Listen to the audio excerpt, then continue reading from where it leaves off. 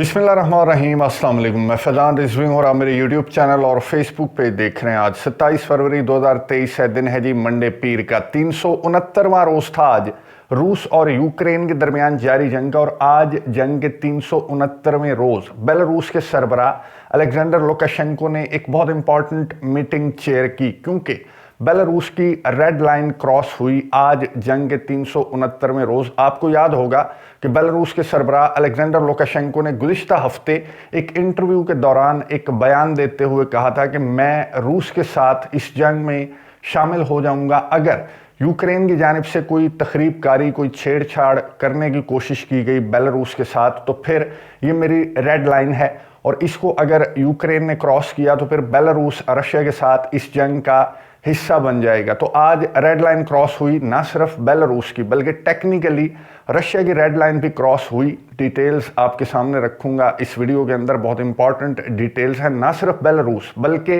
Moldova की side से भी बहुत इंपॉर्टेंट खबरें सामने आ रही हैं। और आज बेलारूस में जो तखरीबकारी हुई, कल और परसों हो सकता है कि मोल्दोवा में भी उसी तरह की तखरीबकारी सामने आए। लेकिन उससे कबल बात कर लेते हैं मैदान जंग की। बहुत सारे व्यूअर्स आप में से पूछ रहे थे कि मैदान जंग की सिचुएशन बताएं, तो मैदान जंग में उसी तरह रशिया का ऑपरेशन उसी पेस, उसी रफ्तार के साथ, जो स्लो पेस है उसके साथ जारी है। ईस्टर्न यूक्रेन की अगर बात करें तो जो वागनर के सरबराह हैं येवगेनी प्रिगोजिन, उनकी जानिब से एक स्टेटमेंट सामने आई कि बखमुत से हम 4 किलोमीटर दूर हैं और हम तेज़ी के साथ बखमुत की जानिब आगे की जानिब बढ़ रहे हैं। बखमुत को according to Wagner chief Yevgeny Prigozhin, Bakhmut को आने वाले चंद दिनों और चंद हफ्तों में वो कहते हैं कि हम कंट्रोल कर सकते हैं। इसके अलावा सदर्न यूक्रेनियन साइड पर भी ज़परेजिया हो या फिर खरसन का इलाका हो, वहाँ पर भी शेलिंग, फायरिंग और झड़पें रिपोर्ट हो रही हैं रशिया और यूक्रेन की फोर्सेस के दरमियान। लेकिन मैदान जंग से ज़्यादा फोकस है, एक तो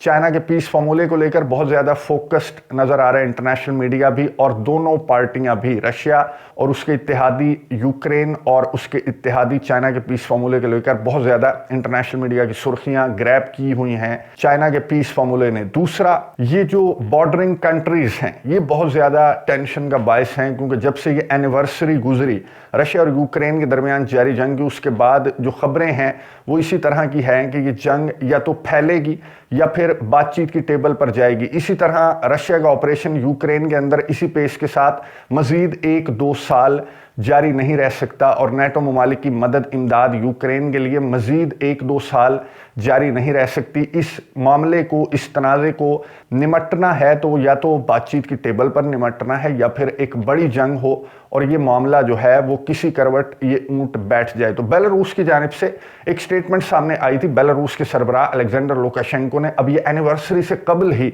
बेलारूस को लेकर बहुत ज़्यादा कंसर्न्स थे। यूक्रेन की इंटेलिजेंस थी कि बेलारूस की सिमत से रशिया कोई तखरीबकारी करने की कोशिश करेगा, कोई एडवेंचर करने की कोशिश करेगा एनिवर्सरी के मौके पर। लेकिन ऐसा नहीं हुआ, एनिवर्सरी भी गुजर गई और एनिवर्सरी के मौके पर कोई इस तरह का एडवेंचर बेलारूस की साइड से, बेलारूस के बॉर्डर से नज़र नहीं आया। और एनिवर्सरी से कबल बेलारूस के सरबराह अलेक्जेंडर लुकाशेंको से जब सहाफ़ी ने सवाल किया कि यूक्रेन की इस तरह की इंटेलिजेंस है, क्या आपका कोई मूड है रशिया के साथ मिलकर कोई एनिवर्सरी पर कोई सरप्राइज देने का, कोई एडवेंचर करने का, तो बेलारूस के सरबराह ने कहा, बहुत सारे सहाफ़ी थे जिन्होंने मुख्तलिफ सवालात किए, तो बेलारूस के सरबराह ने एक सहाफ़ी के सवाल पर जवाब देते हुए कहा कि कोई हमारा मूड नहीं इस तरह के एडवेंचर का, लेकिन हमारी एक रेड लाइन है। अगर यूक्रेन इस तरह की तखरीबकारी खुद ही सोच रहा है कि वो बेलारूस के साथ कोई छेड़छाड़ करेगा तो फिर हम आपको बता दें कि ये हमारी रेड लाइन है। अलेक्जेंडर लुकाशेंको ने कहा कि अगर जरा सी भी छेड़छाड़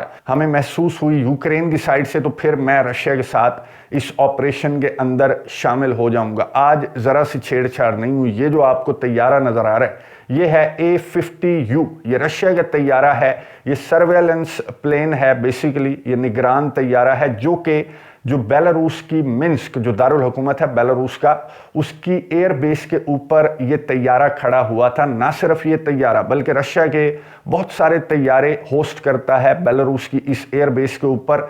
रशिया के बहुत सारे तैयारे खड़े होते हैं। तो आज हुआ ये कि 2 ड्रोन्स उड़ते हुए आए, इस एयर बेस के ऊपर खड़े हुए। A50U को उन ड्रोन्स ने टारगेट किया, जिसके नतीजे में ये A50U मुकम्मल तौर पर तबाह तो नहीं हुआ, लेकिन इतना ज़्यादा तबाह हो गया कि अब ये इस्तेमाल के काबिल नहीं रहा अकॉर्डिंग टू रिपोर्ट्स। और जिस तरह की तस्वीर सामने आ रही हैं, तो इसका फ्रंट साइड और दरमियानी जो हिस्सा है, ये जो ऊपरी हिस्सा आपको नज़र आ रहा है, ये मुकम्मल तौर पर डैमेज हो गया। ड्रोन हमले थे दोनों। क्लेम किसने किया कि ये हमले हमने किए हैं? ये है एक बेलारूस की ही तंजीम है, ये एक्टिविस्ट्स हैं जिन्होंने क्लेम किया कि हाँ जी मज़ा आया, हमने रशिया के तैयारे को बेलारूस की एयरबेस, जो बेलारूस का दारुल हुकूमत है, उसकी एयरबेस के ऊपर 2 ड्रोन्स इस्तेमाल करते हुए हमने टारगेट किया है। और ये जो ग्रुप है, इसका नाम है बाइपोल। बाइपोल ग्रुप का मैं आपको थोड़ा सा इंट्रोडक्शन करवा दूं। ये बाइपोल ग्रुप कहता है कि हम अलेक्जेंडर लुकाशेंको को नहीं मानते कि ये बेलारूस का सदर है। ये जो ग्रुप है बाइपोल का ग्रुप, ये जो एक्टिविस्ट्स हैं, ये जो साबिक सिक्योरिटी ऑफिसर्स ने ये ग्रुप बनाया था।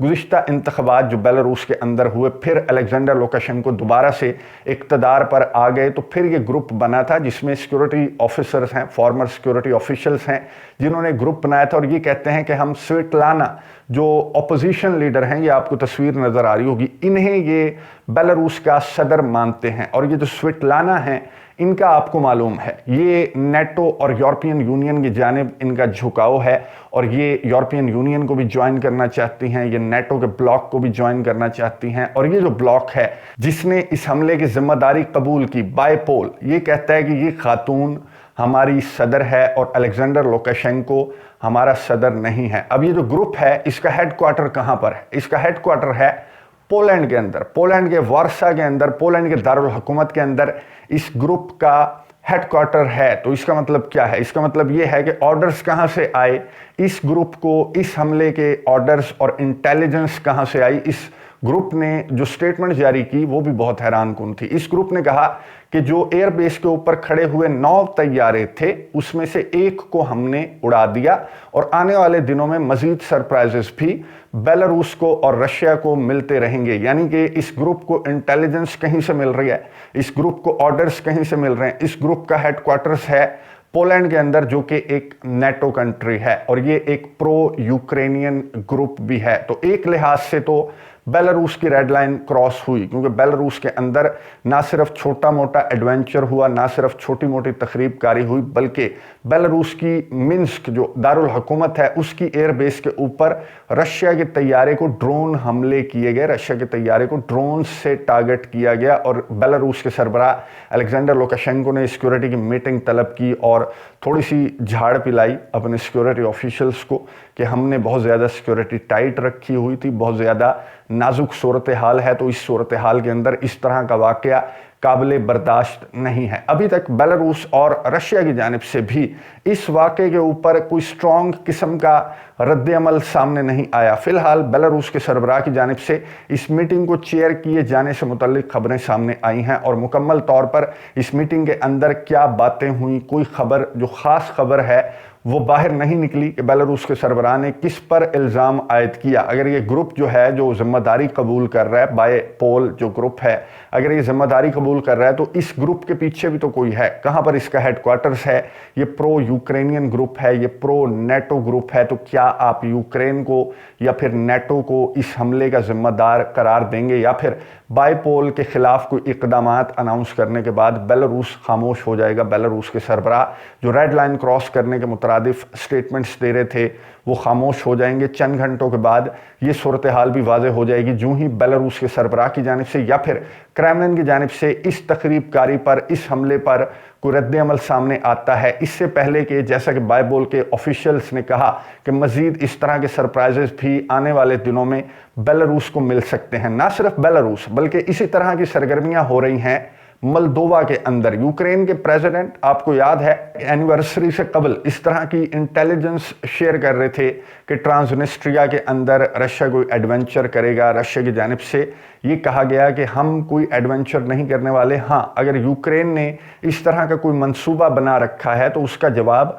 हम भरपूर अंदाज से देंगे। अब ट्रांसनिस्ट्रिया को प्रेशराइज किया जा रहा है। मोल्दोवा की जो गवर्नमेंट है, जो ऑफिशियल्स हैं, उनकी जानिब से सिक्योरिटी टाइट कर दी गई है ट्रांसनिस्ट्रिया को लेकर, जहां पर रशिया के पीस कीपर्स भी तैनात हैं। 1500 पीस कीपर्स हैं रशिया के ट्रांसनिस्ट्रिया के अंदर। तो एक जानिब से यूक्रेन ने सिक्योरिटी टाइट की है ट्रांसनिस्ट्रिया के बॉर्डर पर, मोल्दोवा के बॉर्डर पर, ये कहते हुए कि रशिया कोई एडवेंचर कर सकता है, इसलिए हम अपनी सिक्योरिटी यहां पर टाइट कर रहे हैं। और दूसरी साइड पर मोल्दोवा ने भी ट्रांसनिस्ट्रिया के सदर्न बॉर्डर पर अपनी सिक्योरिटी टाइट की है, जिसको देखते हुए रशिया की जानिब से रशिया के फॉरेन मिनिस्ट्री के तर्जमान ने एक स्टेटमेंट जारी की कि अगर ट्रांसनिस्ट्रिया के साथ कोई छेड़छाड़ करने की कोशिश की, या तो यूक्रेन ने या फिर मोल्दोवा ने, तो फिर ट्रांसनिस्ट्रिया को हम रशिया का एक हिस्सा समझते हैं। ट्रांसनिस्ट्रिया का मैं आपको मुतअद्दिद मरतबा बता चुका हूं कि ट्रांसनिस्ट्रिया यहाँ पर एक सेपरेटिस्ट मूवमेंट चली थी सोवियत यूनियन टूटने के बाद। जिस तरह से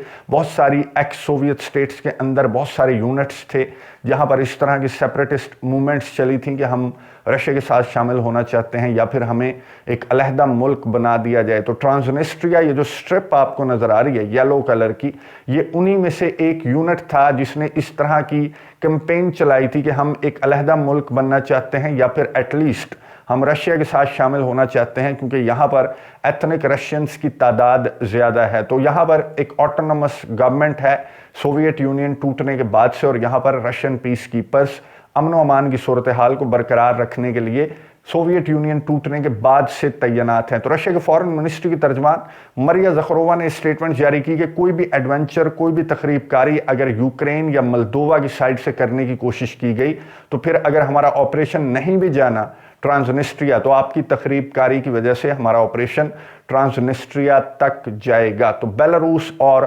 मोल्दोवा की साइड्स पर ये टेंशन्स हैं जो मैंने आपको बता दी। स्पेशली जो बेलारूस के अंदर ये वाकया हुआ, ये तखरीबकारी जो हुई, ये हमला, जो ड्रोन हमले थे बेलारूस के अंदर, जो मिन्स्क के अंदर एयरबेस के ऊपर जो ड्रोन हमले हुए, बहुत ज़्यादा टेंशन्स का बायस हैं। कोई भी डिसीजन बेलारूस के सरबराह अलेक्जेंडर लुकाशेंको की जानिब से सामने आ सकता है कि क्या वो इस जंग में रशिया के साथ शामिल होंगे, इस वाक़े को, इस हमले को देखते हुए, या फिर कोई नपी तुली सी स्टेटमेंट बेलारूस के सरबराह अलेक्जेंडर लुकाशेंको की जानिब से सामने आएगी, जो कि आने वाले दिनों में चाइना का दौरा भी करने वाले हैं। बेलारूस के सरबराह अलेक्जेंडर लुकाशेंको जा रहे हैं चाइना, जहां पर वो चाइना के सदर शी से मुलाकात करने वाले हैं, और ये दोनों सरबराहान एक तो दो तरफा ताल्लुकात को डिस्कस करेंगे, इसके अलावा जो चाइना का 12 नुकाती पीस फार्मूला है उस पर भी बात होगी। दूसरी जानिब फ्रांस के सदर इमैनुअल मैक्रोन, उन्होंने भी चाइना के 12 नुकाती पीस फार्मूले पर पॉजिटिवली रिएक्ट करते हुए ये बताया, ये खबर दी कि वो अप्रैल के फर्स्ट वीक में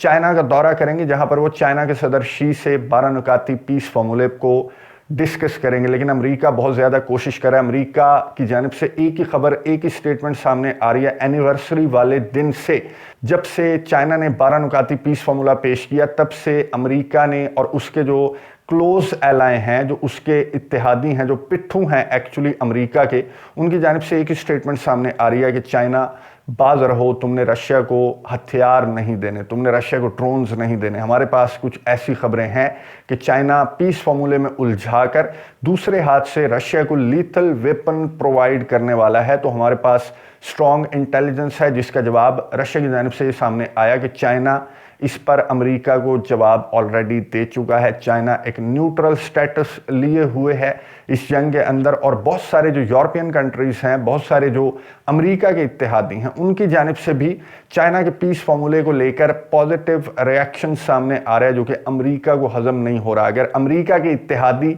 अमेरिका को छोड़कर शी से मुलाकातें करने लग गए इस जंग को बंद करने के लिए, स्पेशली यूरोपियन कंट्रीज़ जो आखिरी सांसें ले रहे हैं बगैर रशिया की एनर्जी के, बगैर अपनी इकोनॉमी के, अपने ममालिक के अंदर पॉलिटिकल अनरेस्ट देखते हुए, ऐन मुमकिन है कि फ्रांस के सदर इमैनुअल मैक्रोन की देखा देखी यूरोपियन लीडर्स जो हैं इस फार्मूले को इम्प्लीमेंट करवाने की कोशिश करेंगे, ताकि इस तवील जंग से उनकी जान छूट जाए। बेलारूस की जानिब से क्या रद्द-ए-अमल सामने आता है, रशिया इस वाक़े पर, इस हमले पर किस तरह से रिएक्ट करेगा, जिसका A-50U तैयार तबाह हुआ, उसकी जानिब से किस तरह का रिएक्शन सामने आएगा। जो ही रिएक्शन सामने आता है नेक्स्ट वीडियो के अंदर डिटेल्स आपके सामने रख दूंगा। कमेंट्स बॉक्स में अपनी राय का इजहार ज़रूर कीजिएगा। अगली वीडियो तक के लिए इजाज़त दीजिए। अल्लाह हाफ़िज़।